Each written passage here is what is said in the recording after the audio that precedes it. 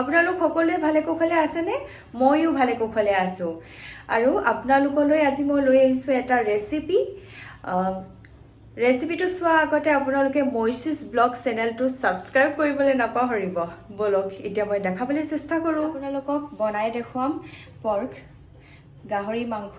মানে গাহৰি মাংস বুলি ক'বলৈ বেয়া লাগেতো, সেইকাৰণে মই পৰ্ক বুলিয়ে কৈছো। আৰু তাৰ লগত দিম বিলাহী, এয়া দেখিছেই নহয় কি কি আছে। এইকেইটা দি আজি মই বনাম বুলি ভাবিছো। আৰু লগতে বেম্বো চুট দি, মানে চিম্পল ৰেচিপি, আপোনালোকে কেতিয়াবা বনাই খাব পাৰিব। হালধি নিমখ দি পিনি মই প্ৰথমতে ফ্ৰাই কৰি ল'ম অলপ।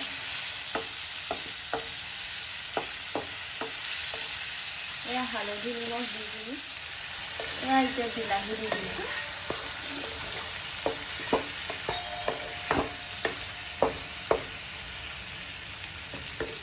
বাকীখিনি দি যাওঁতে এটা এটাকৈ আপোনালোকক দেখাই যাম। বাকী গোটেইখিনি মই লগতে দি দিলোঁ।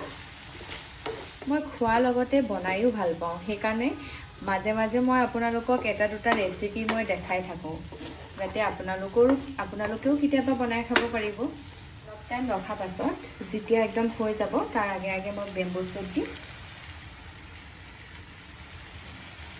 মোৰ চুলিত দেখিছেনে ইমান ডেণ্ড্ৰফ হৈছে, সেইকাৰণে চুলিখিনি এনেকৈ বান্ধি পিনি মই আমলখি যে বহুত দিন ধৰি গেলাই থোৱা আছিলে, আৰু সেইখিনি ধুনীয়াকৈ লগাই পিনি মই বান্ধি থৈ দিছোঁ, যাতে অলপ ডেণ্ড্ৰফটো কমক। কিন্তু চুলিৰ কাৰণেও ভাল হয় আমলখিটো, সেইকাৰণে মই লগাই দিছোঁ।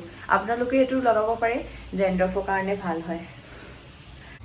এয়া বহুত পুৰণা বেম্বো চুট, 2 বছৰ পুৰণা। ইয়াৰ অলপমান দি দিওঁ।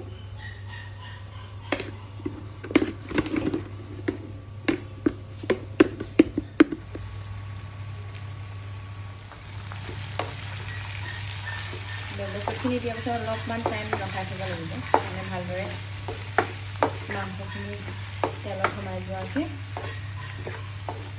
দিয়াৰ পাছত বেম্বো চুট দিয়াৰ পাছত অলপ টাইম ৰাখি দিব লাগে, ধুনীয়াকৈ মানে মিলি যোৱাকৈ। আৰু তাৰপাছত মই অফ কৰি দিম। হৈ গ'ল। ভাল হৈছেনে বাৰু দেখাত? খায়ো টেষ্টি লাগিব। আৰু এতিয়া খাব লৈছোঁ মই।